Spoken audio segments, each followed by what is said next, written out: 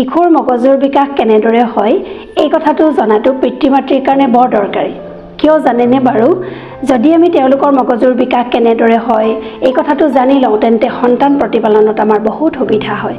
সেইকাৰণে আপোনালোকক আজি মই মাত্ৰ দুটা দৰকাৰী দিশ ক'বলৈ লৈছোঁ। তাৰে প্ৰথম কথাটো হ'ল যে যেতিয়া এটি শিশু জন্ম হয়, জন্মৰ সময়ত তাৰ মগজুত প্ৰায় 86 বিলিয়ন নিউৰন থাকে। আৰু যেতিয়া মাকে প্ৰথম স্পৰ্শ কৰে বা কোলাত তুলি লয় বা ফিডিং কৰে, তাৰ লগে লগে তেওঁলোকৰ নিউৰনৰ কানেকশ্যন বাঢ়িবলৈ আৰম্ভ কৰে।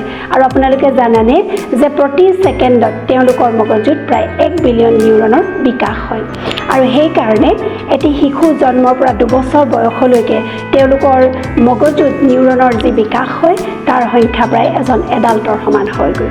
দ্বিতীয় আমি জানিবলগীয়া মূল দৰকাৰী কথাটো হ'ল যে তেওঁলোকৰ মগজুত যে এই নিউৰনৰ বিকাশ হয় বা নিউৰনৰ কানেকশ্যন হয় তাৰ গোটেইখিনি তেওঁলোকৰ যিটো ইমোশ্যনেল পাৰ্ট সেই পাৰ্টটোৰহে বিকাশ হয়। কিন্তু তেওঁলোকৰ লজিকেল পাৰ্ট বা থিংকিং পাৰ্ট যিটোক আমি প্ৰিফ্ৰণ্টেল কৰ্টেক্স বুলি কওঁ সেই অংশটোৰ কিন্তু বিকাশ নহয়।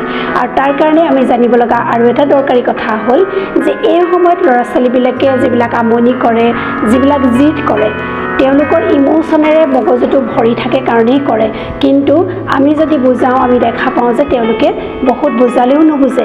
কাৰণ কিয়? আজি আমি গম পালোঁ যে তেওঁলোকৰ মগজুত যিটো চিন্তা কৰিব পৰা শক্তি সেই শক্তিটোৰ বিকাশ হোৱা নাই, যাৰ দ্বাৰা তেওঁলোকে সিদ্ধান্ত ল'ব পাৰে বা বুজি পাব পাৰে।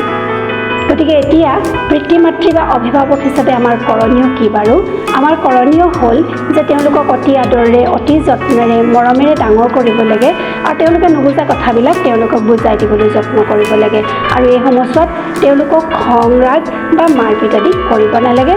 গতিকে তেওঁলোকে যি কৰে তেওঁলোকে নাজানি কৰে, কাৰণ তেওঁলোকৰ মগজুৰ সেই অংশৰ বিকাশ হোৱা নাই।